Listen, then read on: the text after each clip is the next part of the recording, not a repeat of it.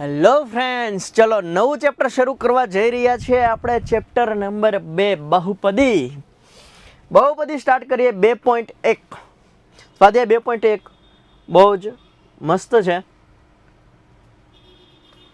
ખાસ ધ્યાન રાખજો કે આમાં શૂન્યોની સંખ્યા શોધવાની છે. શું શોધવાનું છે? શૂન્યોની સંખ્યા શોધવાની છે. ઓકે સાહેબ, શૂન્યોની સંખ્યા એટલે x બરાબર જે કિંમત હોય ને એ શોધવાની છે. ઓકે, ખાસ આટલું ધ્યાન રાખવાનું છે કે y બરાબર p ઓફ x લખ્યું છે. અહીંયા ખાસ ભૂલ ન પડે એવું ધ્યાન રાખવાનું છે. y બરાબર p ઓફ x નો ગ્રાફ છે. શૂન્યોની સંખ્યા શોધવી એનો મતલબ કે જે આ લાઈન દોરેલી છે એ x અક્ષને કેટલી વાર અડે છે, છેદે છે. તો જો આ લાઈન આ એક્સ એક્સિસને ક્યાંય અડતી જ નથી, તો આના શૂન્યોની સંખ્યા 0 થઈ ગઈ. આ જે લાઈન છે એ એક્સ એક્સિસને અહીંયા એક જ વાર અડે છે, એટલે એના શૂન્યની સંખ્યા 1 થઈ ગઈ. આ જે લાઈન છે એમાં આ જે એક્સ એક્સિસ છે એને કેટલી વાર અડે છે? 1 2 3. તો આનો જવાબ 3 થઈ ગયો. શૂન્યની સંખ્યા શું થઈ ગઈ? 3 થઈ ગઈ. શૂન્યની સંખ્યા એટલે x ના જવાબ. x બરાબર આટલે જવાબ મળે. જો અહીંયા 2 છે, 2 વાર અડે છે. આ ગ્રાફ છે યા x અક્ષિસને કેટલી વાર અડે છે? 2 વાર અડે છે. તો આનો જવાબ 2 થઈ જશે. આ જે ગ્રાફ છે એ આ x અક્ષિસ છે ને આ જે ગ્રાફ છે એ કેટલી વાર અડે છે? 1 2 3 અને 4.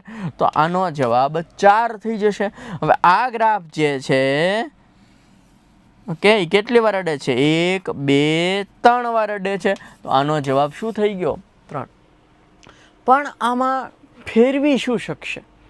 ખાસ ધ્યાન રાખજો કે આની જગ્યાએ જો x બરાબર p ઓફ y લખેલું આવે ને તો y એક્સિસને કેટલી વાર અડે ને એ જોવાનું.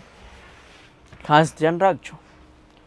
જો માનો કે આ છે તો આમાં ખાલી અહીંયા ફેરફાર કરી નાખે ને, y બરાબર p ઓફ x છે એની જગ્યાએ જો x બરાબર p ઓફ y કરી નાખે ને તો પાછું જો આ y એક્સિસમાં જોવાનું. y એક્સિસને આ કેટલી વાર અડે છે? 1 વાર.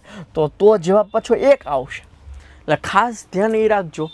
શું ધ્યાન રાખવાનું છે કે y બરાબર p ઓફ x કીધું છે કે x બરાબર p ઓફ y કીધું છે? y બરાબર p ઓફ x કે x એક્સિસમાં જોવાનું કે કેટલી વાર અડે છે. x બરાબર p ઓફ y કે તો y એક્સિસમાં જોવાનું કે કેટલી વાર અડે છે. એ જ તમારો જવાબ. જેટલી વાર અડતા હોય ને એટલી વાર. પછી ખાસ ધ્યાન રાખજો કે x ની વધારેમાં વધારે મોટામાં મોટી ઘાત જો 1 હોય તો તમને એનો ગ્રાફ રેખા મળે. કેવું મળે? રેખા મળે. Okay, 5x + 3. તો અહીંયા ઘાત કેટલી છે? કાંઈ ન હોય તો 1 હોય. તો જો ઘાત વધારેમાં વધારે ઘાત 1 હોય તો તમને એનો ગ્રાફ જે છે એ કેવો મળશે? 1 મળશે.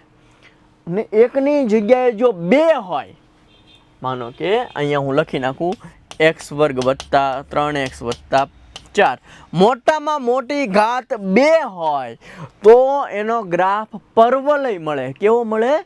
પરવલય મળે. હવે ખાસ ધ્યાન રાખજો, જો અહીંયા x² ની આગળ વધતા હોય તો ઉપર તરફનો પરવલય મળે. ઉપર તરફનો પરવલય મળે કે આવો ગ્રાફ મળે તમને. અને જો x² ની આગળની નિશાની, x² ની આગળની નિશાની, માનો કે આ x² છે, વધારેમાં વધારે ઘાત 2 છે, તો x² જે છે એને આગળની નિશાની જો ઓછાની હોય તો નીચે તરફનો પરવલય મળે. એનો ગ્રાફ કેવો મળે? આવો મળે. નીચે તરફનો પરવલય મળે. એટલે ખાસ આટલું ધ્યાન રાખજો. x ની મોટામાં મોટી ઘાત જો 1 હોય તો એનો જેવો ગ્રાફ છે એ તમને કેવો મળશે? રેખા મળશે. x ની વધારેમાં વધારે ઘાત 2 હશે તો પરવલય મળશે. એ x² ની આગળની નિશાની જો વત્તા હશે તો ઉપર તરફનો પરવલય મળશે. અને જો નીચે તરફ x² ની નિશાની ઓછા હશે તો નીચે તરફનો પરવલય મળશે. અને ખાસ આમાં ધ્યાન રાખજો, y બરાબર p ઓફ x પૂછ્યું છે કે x બરાબર p ઓફ y. વાય બરાબર પી ઓફ એક્સ પૂછ્યું હોય તો એક્સ એક્સિસને ગ્રાફ કેટલી વાર અડે છે એ તમારો જવાબ, અને એક્સ બરાબર પી ઓફ વાય પૂછ્યું હોય તો વાય એક્સિસને તમારો ગ્રાફ કેટલી વાર અડે છે, છેદે છે, ઇન્ટરસેક્ટ કરે છે એ તમારો જવાબ. તો અહીંયા 2.1 સ્વાધ્યાય પૂરું થાય છે. આશા રાખું છું કે તમને બધું સમજાઈ ગયું હશે. મળીએ 2.2 સ્વાધ્યાયમાં. તો ત્યાં સુધી જય હિન્દ, જય ભારત.